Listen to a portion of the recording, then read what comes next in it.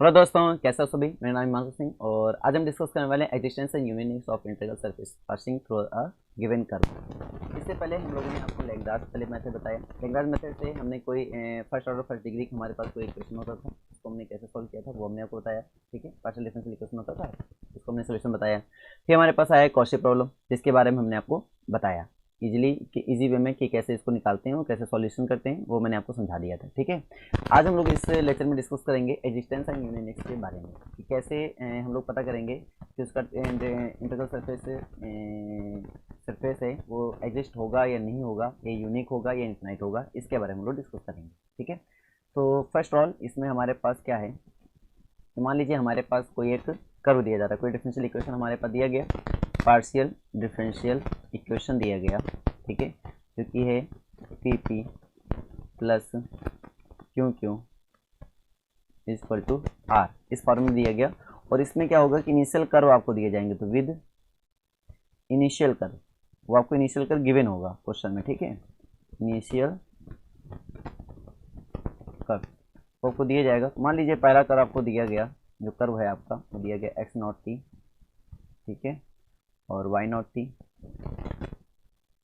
और Z naught T, ये आपको कर्व गिवन होगा। ठीक है, then the number of solution, यहाँ पे हमें नंबर ऑफ सोल्यूशन के बारे में डिस्कस करना है कि then the number of solution number of solution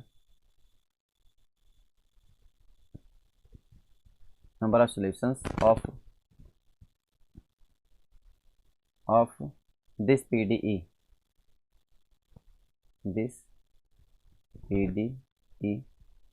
ठीक है, आर अकॉर्डिंग एज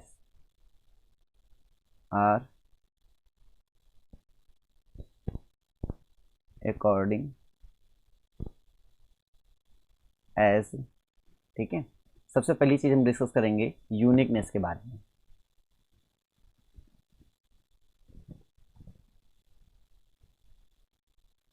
यूनिकनेस, ठीक है, तो यूनिक सोल्यूशन होगा या नहीं होगा, इसके बारे में डिस्कस करेंगे। तो मैं आपको याद करा दूं कि यहाँ पे क्या सिचुएशन थी, आपने याद हो तो क्लास 10th में एक कंडीशन पढ़ी थी। जैसे वहाँ पे हमारे पास क्लास 10th के हम लोग मेमोराइज करा देते हैं आपको एक बार, ठीक है, तो कनेक्टिविटी बन जाएगी। क्लास 10th में हमने सीखा था कि मान लिया हमारे पास कोई a1x plus b1y plus c1 equal to 0, a2x plus b2y, ठीक है, और प्लस C2 इक्वल टू 0, ऐसा इक्वेशन होता था। तो वहाँ पे तीन केस होते थे। पहला केस ये होता था कि आप ये कर सकते हैं कि A1 अपॉन A2, ठीक है, does not equal to B1 upon B2, एक ये बनता था जिसको हम बोलते थे यूनिक सोल्यूशन होगा,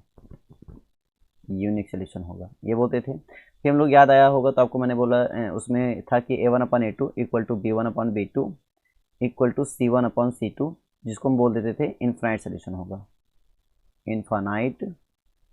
होगा। ठीक है, याद आया। और फिर हम लोग बोलते थे A1 upon A2 equal to B1 upon B2 और does not equal to C1 upon C2, जिसमें हम लोग बोलते थे नो सोल्यूशन होगा। वैसे यहाँ पे भी हम लोग देखेंगे, वैसे यहाँ पे भी सेम हम लोग लेकर चलेंगे कि अगर A1 upon A2 does not equal to B1 upon B2 होगा तो उसको हम बोलेंगे unique solution. A1 upon A2 equal to B1 upon B2 equal to C1 upon C2 होगा तो उसको बोलेंगे इनफाइनाइट सोल्यूशन। और A1 upon A2 equal to B1 upon B2 और does not equal to C1 upon C2 होगा तो उसको बोलेंगे नो सोल्यूशन। सिमिलर एंड इसमें भी होगा कि हमारे पास जो पॉइंट होगा, ये जो P और Q हमारे पास आर, तीन पॉइंट हो गए, P Q R, ठीक है, तीन पॉइंट हो गए। और नीचे इनके रिस्पेक्ट में जो कर्व दिए गए इनके डेरिवेटिव्स, ठीक है। तो यहाँ पे तीन रेशियो लेकर चलेंगे। जैसे वहाँ पे A1 upon A2, three ratio वहाँ पे क्या होते थे, A1 अपॉन A2 होता था, B1 अपॉन B2 होता था और C1 अपॉन C2 होता था। यहाँ थ्री कर्व क्या होंगे आपके पास, P किस पॉइंट पे, एट C। तो PC बोलने का मतलब समझते हो, PC बोलने का मतलब हुआ कि यहाँ पे हमें कर्व रख देना है x not y not z not, ये कर्व पे हमारा पॉइंट जो होगा वो, और अपॉन में होगा कि d by D T of x not, ये होगा पहला रेशियो रहेगा।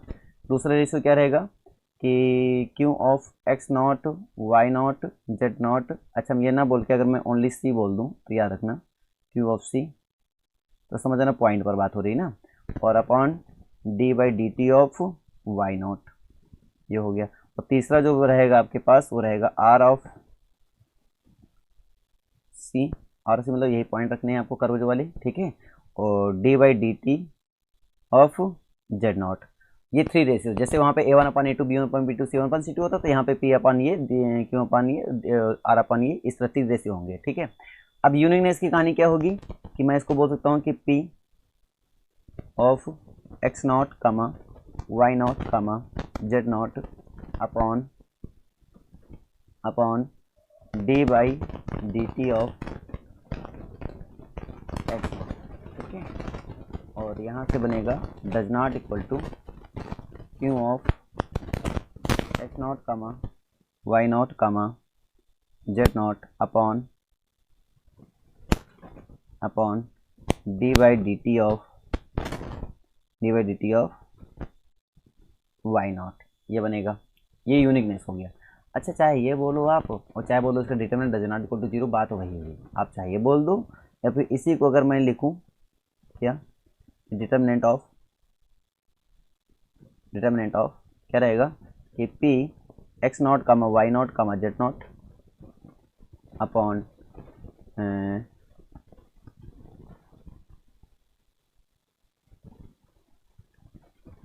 ये रहेगा। उसके बाद इधर रहेगा हमारे पास d/dt ऑफ X0, ठीक है। और इधर रहेगा हमारे पास Q X0, Y0, Z0 up, और यहाँ पे रहेगा d/dt ऑफ Y0। अगर ये डज नॉट इक्वल टू 0 आ जाए, इसको सॉल्व करके देखो, यही बनेगा, ठीक है। तो चाहे आप ये बोल दो रेशियो से, और चाहे आप डिटरमिनेंट मेथड से बोल दो। तो अगर ऐसा आता है तो मैं इसको बोलूँगा यूनिकनेस, कि जैसे उसमें था K1/A2 does not equal to B1/B2 uniqueness, वैसे यहाँ पे होगा। अगर ये ऐसा एक ratio does not equal to हो गए तो हम बोलेंगे क्या, यूनिकनेस होगा, प्रॉपर्टी, ठीक है। अब इसमें नेक्स्ट पॉइंट हमारे पास क्या आएगा, उसको डिस्कस करेंगे।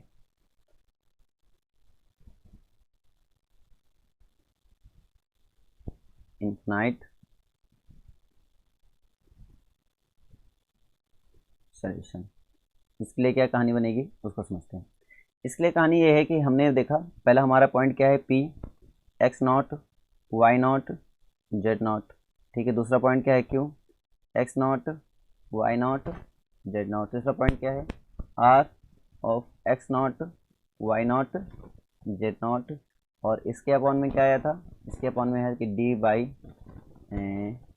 d/dt of X0। इसके अपॉन में क्या था, d/dt ऑफ Y0। और इसके अपॉन में क्या था, d/dt ऑफ Z0। और ये इक्वल में था और ये इक्वल में था, ठीक है। तो अगर ये तीनों इक्वल आ जाएं तो उसको बोलते हैं इनफाइनाइट सोल्यूशन। क्या बोलते हैं, इनफाइनाइट सोल्यूशन बोलते हैं, ठीक है। एक पॉइंट हमें समझ आ गया इनफाइनाइट सोल्यूशन क्या होता है हमारा, ठीक है।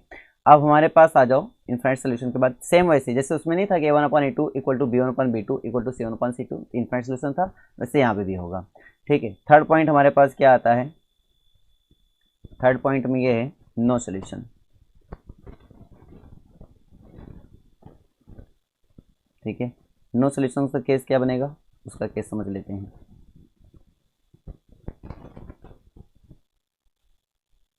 नो सोल्यूशन में था कि P X0, Y0, Z0 upon d/dt of X0, ठीक है, equal to Q of X0, Y0, Z0 upon d/dt of Y0 does not equal to R of X0, Y0, Z0 upon d/dt of Z0। ये हमारे पास आया, ठीक है। तो अगर ऐसा आता जैसे वहाँ पे नहीं था कि A1/A2 equal to B1/B2 does not equal to C1/C2, तो इस वाले केस को हम क्या बोलते हैं, नो सोल्यूशन केस, है ना। तो ये नो सोल्यूशन इसमें होता था, वैसे यहाँ पे भी होगा। तो यहाँ पे भी क्या होगा आपका कि नो सोल्यूशन होगा। आई थिंक आपको इतना समझ में आ गया, ठीक है। एक क्वेश्चन लेते हैं और इस क्वेश्चन के हेल्प से मैं आपको समझाता हूँ कि कैसे क्या कहानी हमारे पास बनती है, ठीक है। क्वेश्चन क्या कह रहा है, कौशी प्रॉब्लम हमारे पास है ये।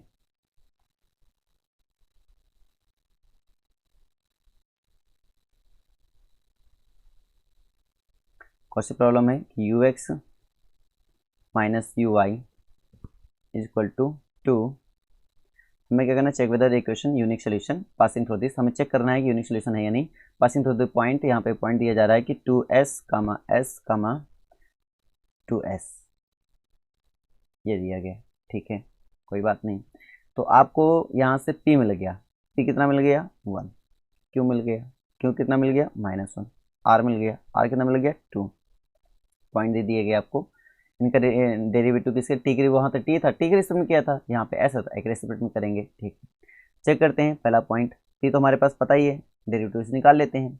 अगर मैं डेरिवेटिव से निकालूंगा डी बाई डी एस हो जाएगा, एक्स नॉट ले लेंगे, इसको हम एक्स नॉट नाम दे देते हैं, इसको एक्स नॉट नाम दे देते हैं, इसको वाई नॉट नाम दे देते हैं, इसको जेड नॉट नाम दे देते हैं, ठीक है। तो क्या बनेगा उसके ऊपर बात करते हैं। चलिए, तो ये बन जाएगा 2, इस तरह D by D S of Y naught वो कितना हो जाएगा 1, इस तरह D by D S of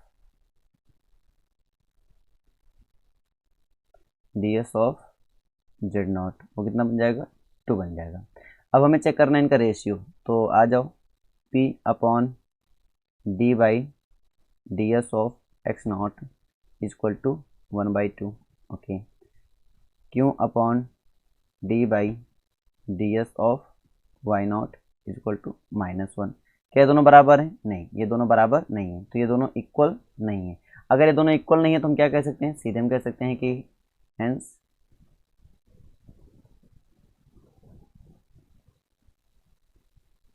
given PDE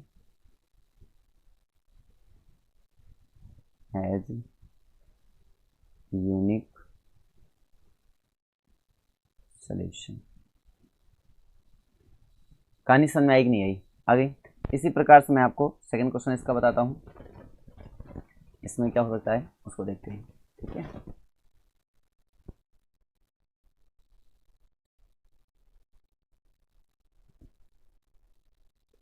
question क्या है?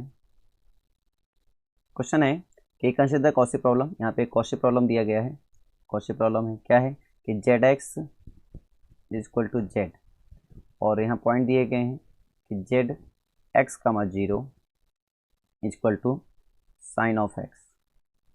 साइन ऑफ एक्स फाइंड हमें करना है, फाइंड द नंबर ऑफ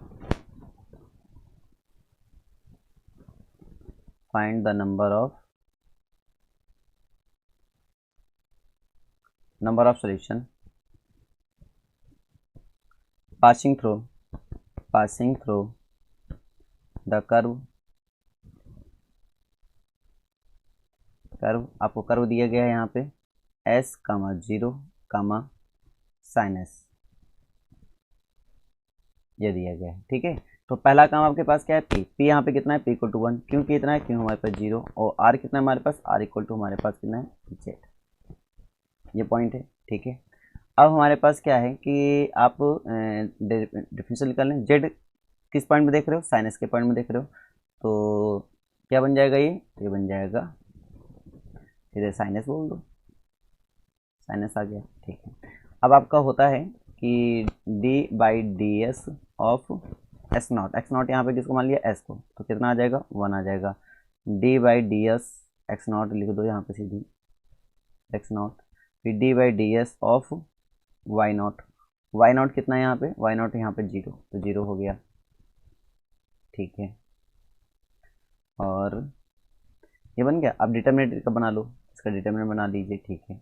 ये हमारे कितना है, क्यों 1 है, ये हमारे पास 0 है, ये हमारे पास 1 है, ये हमारे पास 0 है, इसको सॉल्व करेंगे 0 आ जाएगा। और क्या आना चाहिए, does not equal to 0, does not equal to 0 आया नहीं, तो अगर इक्वल टू 0 आ गया तब हम आगे बढ़ेंगे और नेक्स्ट रेशियो में चलेंगे। अगर डज नॉट इक्वल टू होता तो हम बात करते हैं, एक्चुअली में क्या है, ये इक्वल आ गया है ना, 0 आ गया, तो हम आगे बात करेंगे और आगे हमारे पास होगा, ओके। तो ये रेशियो आपस में इक्वल हो गया। अब हम इसमें बात करते हैं, तो यहाँ पे हमारे पास क्या है कि r अपॉन अगला रेशियो हम बात करते हैं, तो 2 रेशियो तो मुझे मान लो पता चल ही गया, इसमें 2 रेशियो मान लो मुझे पता चल ही गया। क्या पता चल गया कि p upon D X naught upon D S, ठीक है, equal Q upon D Y naught upon D S. इस पार पे हम बात कर चुके हैं, और अब बात करते हैं नेक्स्ट रेशियो की बात कर लेते हैं। तो हमारे पास क्या है, ये r है, और इधर इसका cos x आ जाएगा, tan s आ जाएगा। तो यहाँ से हमारे पास आ गया tan s जो कि इसके इक्वल नहीं है। तो इस वाले केस से हमें पता चल रहा है कि नो सोल्यूशन जा रहा है। किस में जा रहा है? नो सोल्यूशन जा रहा है।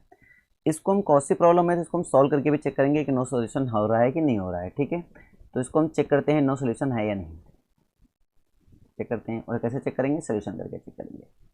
चलिए, हमारे पास प्रॉब्लम क्या है? हमारे पास प्रॉब्लम है Z X is equal to Z. वो पॉइंट क्या दिया गया? पॉइंट हमारे पास दिया गया है, एक मिनट, पॉइंट आपको दिया गया है, पॉइंट आपका है एस,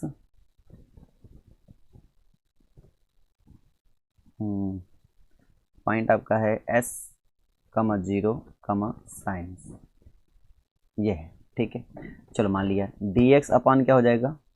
तो डी एक्स अपन हो जाएगा अपने पास, एक्सिलरी इक्वेशन लिख रहा हूँ मैं, Lagrange axillary equation, Lagrange axillary equation लिख रहा हूँ। डी एक्स अपन अपने पास क्या हो जाएगा? 1, डी वाई अपने पास क्या हो जाएगा? 0, और डी जेड अपने पास क्या हो जाएगा? यहाँ पर डी जेड अपने पास हो जाएगा जेड। ठीक है, तो यहाँ से अपने पास क्या बनेगा? पहला सोल्यूशन क्या हो जाएगा? D X upon 1 equal to D Y upon 0। तो सो आपका सोल्यूशन हो जाएगा y is equal to C1 आ जाएगा। ठीक है, इसी प्रकार से हम ले लेंगे D X upon 1 is equal to D Z upon Z. तो आपका सोल्यूशन आ जाएगा यहाँ से x is equal to log Z और प्लस लॉग C2। तो यहाँ से आपका हो जाएगा e की power x is equal to C2z। ये बात आ गया। ठीक है, अब हम इसको सोल्यूशन लिखेंगे तो हमारे पास हो गया फाई ऑफ, अगर आप इसको सोल्यूशन लिखेंगे तो दो तरीके से लिख सकते हैं, एक तो फाई ऑफ करके, है ना। तो फाई ऑफ यहाँ से क्या बनेगा? Phi of Y is equal to phi of C1 होता है इक्वल टू C2 होता है। तो C2 वैल्यू यहाँ से क्या बनेगा? e की पावर x। तो C2 वैल्यू यहाँ से ऐसे लिख सकते हो, इसको ऐसे लिख सकते हो, e की पावर x, e की power minus x, C2 equal to 1/C2 को C2 में उसको भी नया कॉन्स्टेंट बोल रहे हैं। ठीक है, कोई दिक्कत नहीं है। और ये बन जाएगा e की power minus x into Z, क्योंकि वो ज़्यादा सूटेबल होगा अपने लिए ना। तो e की power minus x into Z आपका ज़्यादा सूटेबल होगा, इसलिए मैं इसको ऐसा लिखूंगा, राइट। अच्छा, अब क्या कर सकते हैं? ओके, अब हम यहाँ पे पास कराते हैं। तो पहला पास कराते हैं ये। तो मान लीजिए अगर मैं ये इसको रख देता हूँ, वाई जगह पे हमारे पास क्या जाएगा? 0 जाएगा, वाई जगह पे हमारे पास क्या जाएगा? 0 जाएगा, और यहाँ पे हमारे पास क्या हो जाएगा? यहाँ पे हमारे पास हो जाएगा एक्स, ओके, वाई जगह पे 0, वाई तो है नहीं यहाँ पर, एक्स वैल्यू रखेंगे एस, तो e की पावर माइनस एस हो जाएगा, और साइन एस जेड की जगह पे रखेंगे साइन एस, तो यहाँ पे हो जाएगा साइन एस हो जाएगा, ये हो जाएगा। यानी 0 रखा तो मेरा ये आ गया। ठीक है, जहाँ 0 आएगा उसको हम ये रख देंगे, कोई दिक्कत नहीं है। इसका मतलब ये हुआ कि यहाँ से अपने पास साइन एस की वैल्यू आ जाएगी। तो साइन एस की वैल्यू अपने पास यहाँ से क्या आ जाएगी? साइन एस की वैल्यू आ जाएगी फाई ऑफ 0 इंटू ई की पावर एस आ जाएगा। ठीक है, साइन एस इक्वल टू ये आ जाएगा, और जो कि रियलिटी में संभव नहीं है। ठीक है, दिस इज नॉट पॉसिबल।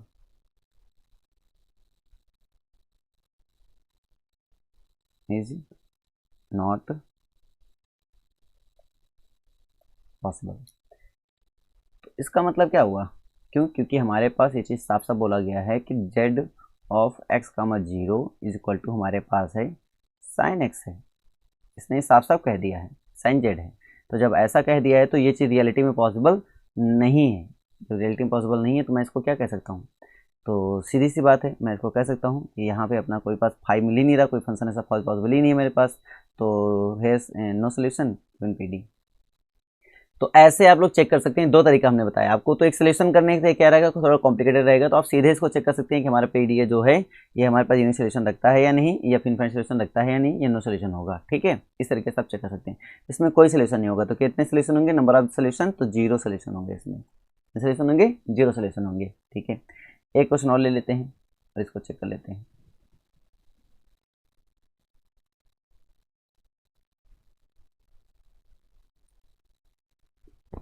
एक क्वेश्चन और देखते हैं। जैसे यहाँ हमारे पास क्वेश्चन है कि solution of solve the equation X U X plus X plus Y U Y is equal to 1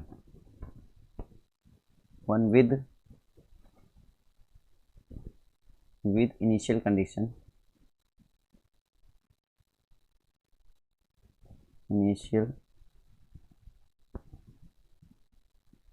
condition u of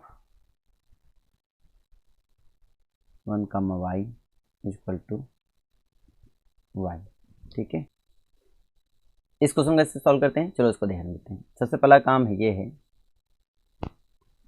कि आपको लैग्रांज ऑक्सिलरी इक्वेशन लिख लेना है।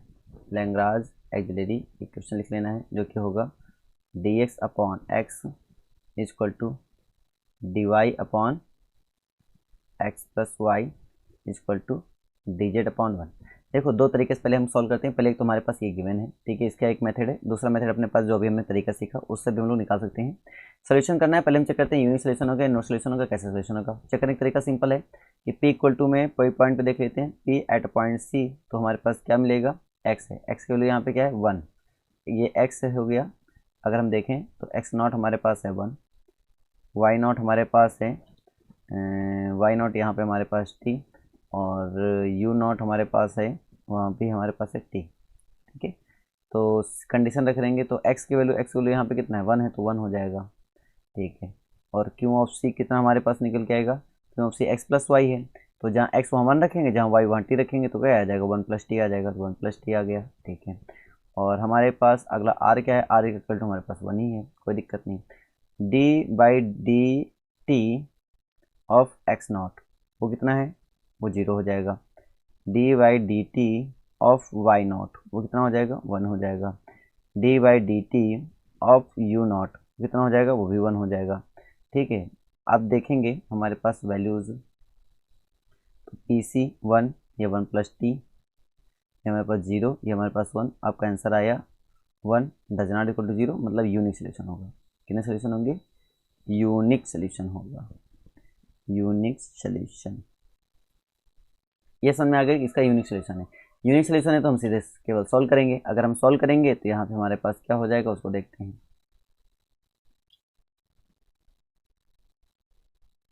चलिए सोल्यूशन देखते हैं। हमारे पास क्या हो जाएगा, पहला हमने फर्स्ट एंड लास्ट ले लिया, तो फर्स्ट एंड लास्ट लेंगे तो हमारे पास आया dx upon X equal to dz upon 1। तो अगर मैं इसको सॉल्व करूँगा तो यहाँ से आ जाएगा log x equal to Z plus C, तो यहाँ से अपना बन जाएगा x इक्वल टू ई की पावर जेड, और ये आ जाएगा c, ये आ जाएगा, तो यहाँ से आगे c इक्वल टू आ जाएगा x ई की पावर माइनस जेड, ये आ गया। ठीक है, एक c1 नाम दे दिया मैंने, चलिए c1 मान लो। अब यहाँ से क्या हो जाएगा, दूसरा निकालना है। दूसरा निकालने के लिए मैं क्या करूँगा, dx अपॉन मेरे पास क्या है x है इक्वल टू dy हमारे पास क्या है अपॉन में x प्लस वाई है। तो मैं इसको क्या लिख सकता हूँ, मैं इसको लिख सकता हूँ dy upon D X is equal to X plus Y upon X हो जाएगा। इसका मतलब ये 1 प्लस वाई अपॉन एक्स हो जाएगा। ठीक है, अब यहाँ से हमारे पास क्या बन जाएगा, ये बन जाएगा D Y upon D X और प्लस प्लस क्यों minus Y upon X equal to हमारे पास कितना हो जाएगा, 1 हो जाएगा। इतना हो जाएगा, ये समझ में आ गया होगा आप लोग को। ठीक है, अब अगर मैं देखूं तो मेरे पास ये जब सिचुएशन हो गई, कंप्लीट हो गई, तो यहाँ से देखा जाए तो मैं आई एफ इंटीग्रेटिंग फैक्टर निकाल सकता हूँ। वो बन जाएगा ए की पावर, ठीक है, वाई का कॉफिशिएंट -1/x यानी कि माइनस लॉग एक्स यानी कि मिला के 1/x। इंटीग्रेटिंग फैक्टर क्या आएगा, 1/x आएगा। ठीक है, जनरल सोल्यूशन इसका निकाल लेते हैं। तो y into 1/x is equal to integration of, ठीक है, r की वैल्यू यहाँ पे 1 है, इंटू 1/x हो जाएगा, ये हो जाएगा dx, ये हो जाएगा प्लस c2। तो यहाँ से बन जाएगा आपका y upon X is equal to log X, और ये हो जाएगा प्लस c2, ये बन गया। ठीक है, अब मुझे इन दोनों को यूज करके c1 और c2 हटाना है, और साथ में वो इनिशियल कंडीशन। तो देखो log x की वैल्यू हमारे पास यहाँ पे आई थी, log x की वैल्यू हमारे पास आई थी z प्लस c2 आई थी। तो यहाँ से मैं इसको अप्लाई भी कर सकता हूँ, ये देखो z प्लस c2 भी आई थी हमारे पास, राइट, ये भी अप्लाई कर सकता हूँ, कोई दिक्कत नहीं है। चलिए z plus c1, sorry z plus c1 ना, इन दोनों को कुछ ऐसा यूज करो जिससे हमारा पूरी तरीके से हट जाए। तो इनिशियल कंडीशन क्या क्या गिवन है, पहले उसको देख लेते हैं। इनिशियल कंडीशन,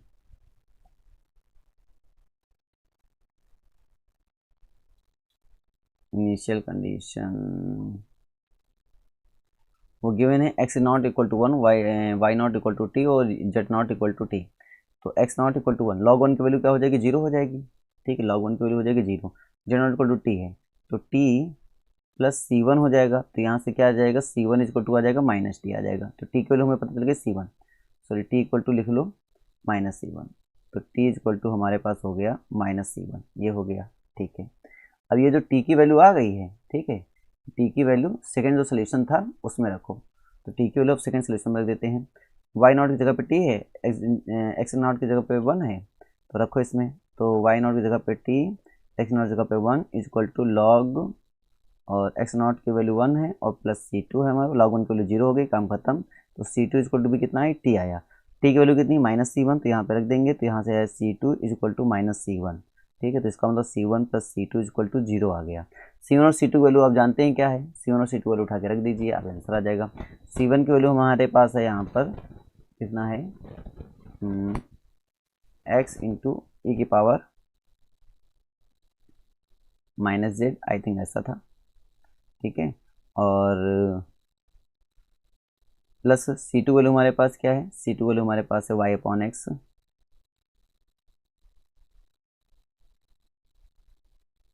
चलो उसको भी लॉग में रखो ना यार, लॉग में रख दो, क्या दिक्कत है, लॉग में रखें। C1 की वैल्यू क्या है हमारे पास है log x और माइनस जेड है। ठीक है, और C2 वैल्यू हमारे पास क्या है, प्लस y अपॉन एक्स और माइनस log x है हमारे पास। ठीक है, इक्वल टू 0। ये सॉरी, ये दोनों हमारे पास क्या हो जाएंगे, कैंसिल हो जाएगा। तो यहाँ से आपका आंसर आ जाएगा y upon X equal to Z, Y upon X equal to Z. तो y इक्वल टू हमारे पास क्या आएगा, एक्स जेड। तो यूनिक सोल्यूशन मिल तो गया, एक ही सोल्यूशन मिलेगा। अगर इस सी पर डिपेंड करता तो मानते हैं फ्रेंड सोल्यूशन होगा, लेकिन सी पर डिपेंड नहीं करा तो एक ही सोल्यूशन होगा, कोई दिक्कत नहीं है। ठीक है।